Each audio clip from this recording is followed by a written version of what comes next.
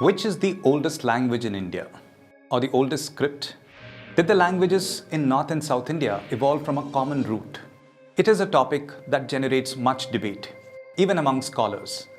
Unfortunately, much of that debate is ideological and not necessarily based on hard facts. In this video and the next, we'll try to piece this together by examining the available evidence, especially in light of the recent archaeological excavations along the Vaigai River Valley in Tamil Nadu.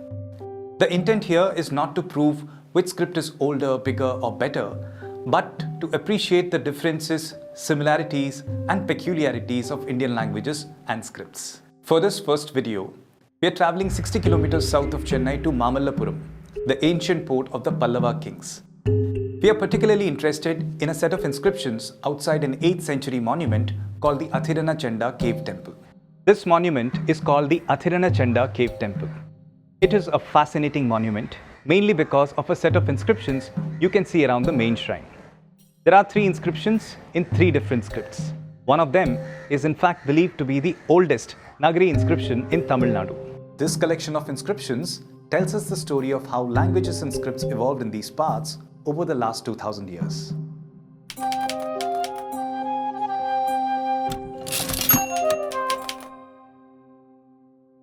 To understand this, we need to step back in time and see how languages and scripts evolved in these parts. We need to begin by making a distinction between a language and a script. The same language can be written in multiple scripts, and the same script can be used for multiple languages. For example, French and German languages are both written in the same Latin script.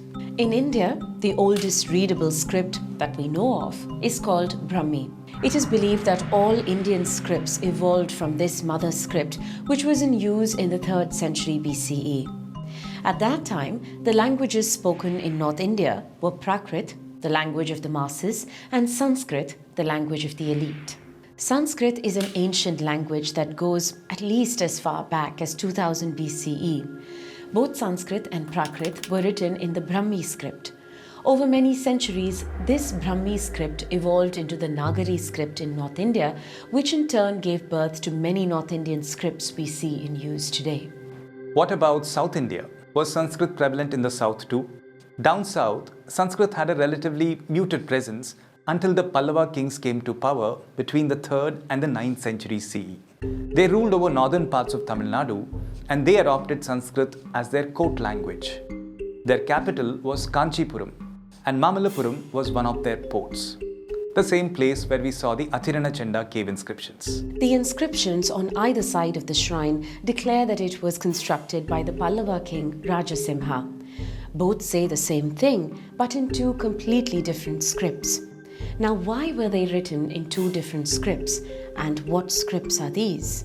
You see, when the Pallavas adopted Sanskrit as their court language, they created a script called the Pallava Grantha to write Sanskrit.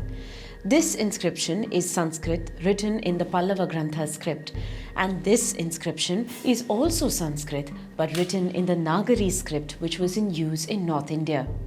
There's a lot that we can infer from these 2 inscriptions. The Pallava Grantha inscription tells us that Sanskrit was in use in these parts during the Pallava period. Kanchipuram, the capital of the Pallavas, became a famous seat of Sanskrit learning during that time, and many significant works were composed in Sanskrit. Historians believe that this was the last flowering of the language in South India. After the Pallavas, Sanskrit went into a gradual decline in these parts. The Nagari inscription tells us of the movement of religion, language, and ideas between the north and the south. Both Jainism and Buddhism came down from the north to the south and continued to coexist with Hinduism during Pallava times. Now let's talk about Tamil. Tamil is also one of the oldest surviving languages in the world, and much of South Indian history is documented in Tamil. The earliest Tamil literary works date back to the 3rd century BCE, but these weren't written in the Tamil script we see now. These were written in a script called Tamili, or Tamil Brahmi. According to some scholars, this script was a southern variant of the Brahmi script. According to other scholars, this script may have been even older than Brahmi itself. We'll talk more about that in our next video. By the 4th or 5th century CE, Tamil Brahmi had evolved into two early forms of Tamil script. A script with curved characters called Vattezhuthu, which was used in the southern parts of Tamil Nadu and Kerala, and a script with angular characters, which was more common in the northern parts of Tamil Nadu. During Pallava times, both these scripts were used to write Tamil, which was the language of the masses, while Sanskrit, the court language, was written in the Pallava Grantha script. There is a third inscription at the Atiranachanda Cave Temple. You can see it on the ground in front of the shrine. It records a donation made to the temple, and it dates to a later period, the 10th century, when the Cholas came to rule these parts. It is written in Tamil. That tells us that by then Tamil had again become the predominant language and script in these parts. What about other South Indian languages? How are they related to Tamil or Sanskrit? One clue comes from the letters in these scripts. You may have noticed that native Tamil speakers don't naturally use aspirated sounds, meaning sounds like k, dh and bh. These tend to get replaced with softer sounds like ka, da and ba. That is because these aspirated sounds are completely absent in the Tamil script. But these sounds are used in Sanskrit and other Indian scripts. Interestingly, such aspirated sounds are found in other South Indian languages like Malayalam, Telugu and Kannada too. Why? Because the present-day Malayalam script only evolved around the 13th century CE when Vattezhuthu mixed with the Grantha script.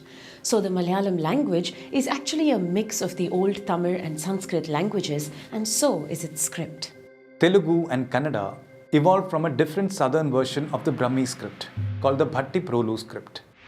It is believed that between the 3rd and 1st centuries BCE, with the spread of Buddhism, Ashokan Brahmi came down south into the Satavahana territories, where it evolved into the Bhattiprolu script. By around the 6th century CE, this evolved into a script called Kadamba. Much later, it split into the Kannada and Telugu scripts. So naturally, Kannada and Telugu have a lot in common, and they have a lot in common with Sanskrit. In fact, Malayalam, Kannada and Telugu probably have a lot more in common with Sanskrit than the Hindi spoken today, because today's Hindi borrows a lot from Persian and Arabic.